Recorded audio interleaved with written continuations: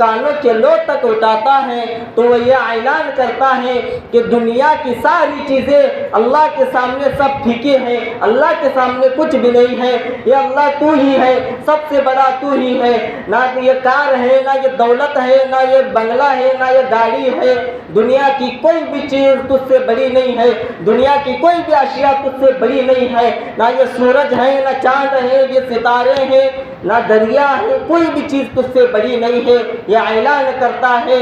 اور اسی طرح بندہ یہ اعلان کرتا ہے کہ میں جو ہے ساری چیزوں سے عاجز آ گیا ہوں، میں ذلت ہوں، میں پست ہوں، میں تیرے سامنے جھکنے والا ہوں، میں بہت ہی ذلیل ہوں، میں تیرے سامنے جھکے بغیر مجھے کوئی چارہ کار نہیں ہے، مجھے کوئی راستہ نہیں ہے، یہ اعلان کر کر جو ہے وہ اللہ اکبر کر کے جو ہے ہاتھوں کو باندھتا ہے، یہ باطن مقصود ہے۔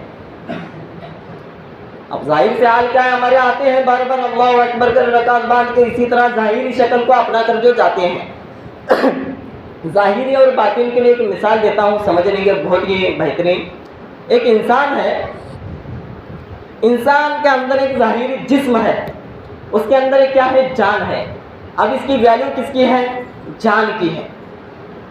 اندر جو روح ہے اس کی ویلیو ہے۔ اب یہ اندر روح ہے، اسی لیے انسان کو اتنی عزت دی جا رہی ہے۔ ابھی میرے اندر روح ہے، اس لیے مجھے اتنی عزت دی جا رہی ہے، مجھے کھانے کے وقت کھانے کے لیے بلایا جا رہا ہے، پینے کے وقت پینے کے لیے بلایا جا رہا ہے۔ مسلمان جب آپس میں ملتا ہے، مجھ سے کوئی تو سلام کرتا ہے، دعائیں دیتا ہے، سونے کے وقت سو رہا ہے، اٹھنے کے وقت اٹھ رہا ہے۔ یہ کیسا ہو رہا ہے؟ جب اندر جان روح موجود ہے تب۔ اب اگر روح نکل جائے، اگر کوئی شخص بولے مردے کو کہ چل بھائی کھانے کا ٹائم ہو گیا ہے، چلو کھانے کے لیے، چل بھائی پینے کا ٹائم ہو گیا ہے پینے کے لیے، تو یہ کتنا بڑا بیوقوف ہوگا۔ تو میرا بتلانا یہ مقصود ہے کہ ظاہری شکل کو اپنا کر کچھ نہیں ہونے والا، بلکہ جب تک کہ اس کے اندر روح نہ ہو۔ اب روزے کی روح بھی ہونا چاہیے تبھی ہمیں مقصد ملے گا، اور نماز کی بھی روح ہوگی تبھی ہمیں مقصد حاصل ہوگا۔ عزیز ساتھیوں، جیسا کہ مثال سمجھ میں آئی نا، جب تک ہماری روح ہوگی ہر عبادت میں تبھی وہ کامیابی ہوگی۔ تو ہر نیکی، ہر عبادت، ہر طاعت اپنے مقاصد رکھتی ہے۔ تو یہ ظاہر کے ذریعے اللہ تعالیٰ باطن کی جو ہے تربیت کرا رہے ہیں۔ اب آئیے تقوی کی طرف، کہ اللہ تعالیٰ فرما رہے ہیں روزے کے ذریعے کیا؟ لعلکم تتقون، تاکہ تم تقوی حاصل کرو۔ اب تقوی کا معنی کیا ہے؟ متقی کا معنی کیا ہے؟ صاف صاف اندازوں میں سمجھیے، اسے زیادہ تفصیل میں مت جائیے تاکہ تم بچو۔ تقوی کا معنی ہے بچنا، پرہیزگاری کرنا، اجتناب کرنا۔ اب یہ اس کو شرعی معنی میں لیں گے، اس کو لغتاً معنی میں لیا جائے تو بچنا۔ اب شرعی معنی میں شریعت کے اعتبار سے تقوی کا معنی کیا ہوگا؟ جہنم سے بچنا، جہنم کے جتنے بھی اسباب ہیں اس سے بچنا، اللہ کے غضب سے بچنا، اللہ کے رسول کے غضب اور لعنت سے بچنا، اور اسی طرح جنت میں جانے والے اعمال کرنا۔ یہی ہے ساری دنیا، سارے دین کا نچوڑ یہی ہے کہ امر بالمعروف اور نہی منکر۔ اسی طرح جہنم سے بچنا، نہی عن المنکر، اور جنت کے افعال کرنا، جنت میں جانے والے کام کرنا، یہ امر بالمعروف، یہ سارے دین کا خلاصہ ہے۔ یہ تقوی کا معنی ہے۔ اب عزیز ساتھیوں، یہ دیکھیے ہمارا حال کیا ہے۔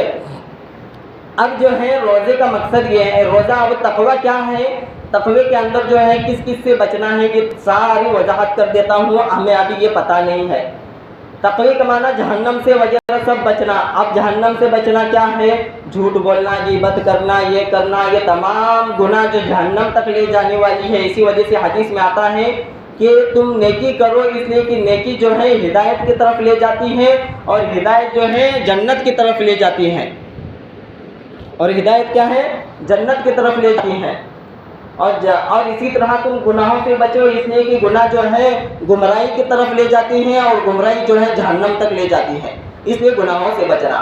اب گناہوں سے بہت سارے گناہ کی بہت ساری قسمیں ہیں، گناہ لازم، گناہ ظاہر، گناہ باطن۔ اب گناہ ظاہر کیا ہے؟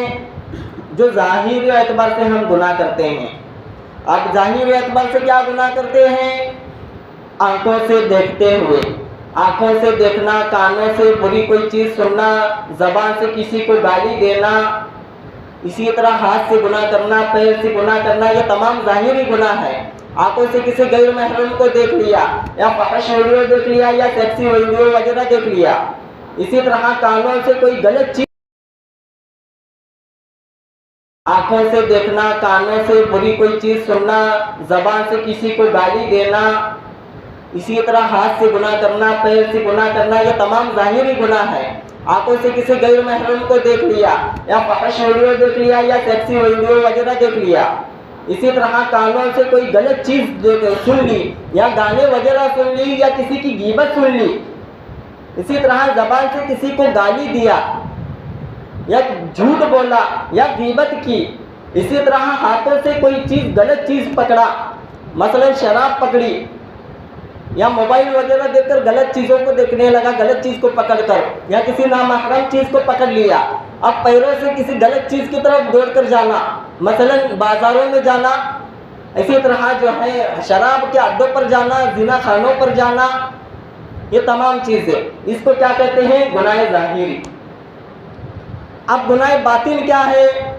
गुनाह बातिन किसे कहते हैं? जो अंदर होता है इंसान के अंदर, मसलन कीना होना, गीबत रखना, असबियत रखना, किसी से दुश्मनी रखना, ये अंदर के अंदर जो इंसान की होती हैं, इसको गुनाह बातिन कहते हैं। अब गुनाह लाजिम, गुनाह लाजिम किसे कहते हैं? जिसका ज़ात से, जिसका खुद ज़ात से ताल्लुक़ हो। मसलन अभी मैं गुनाह कर रहा हूँ तो ये मेरे ज़ात ही के साथ खास है। मसलन कोई चीज़ अगर मैं मोबाइल में वगैरह गंदी वीडियोस वगैरह देख लिया तो ये इंसान ही के साथ खास होगा, उसके साथ दूसरा इसके साथ कोई शरीक नहीं होगा। अभी शराब पी ली तो ये इंसान ही के साथ खास होगा, किसी दूसरे का शरीक नहीं होगा। और गुनाह मुताद्दी किसे कहते हैं? मसलन कोई शख्स आ रहा है, उसको गाली देना, अब उसको गाली दिया है तो वो भी इसमें शामिल है, तो दूसरे के साथ उसका ताल्लुक़ होना गुनाह के साथ, ये गुनाह मुताद्दी है। तो इन तमाम चीज़ों से बचना,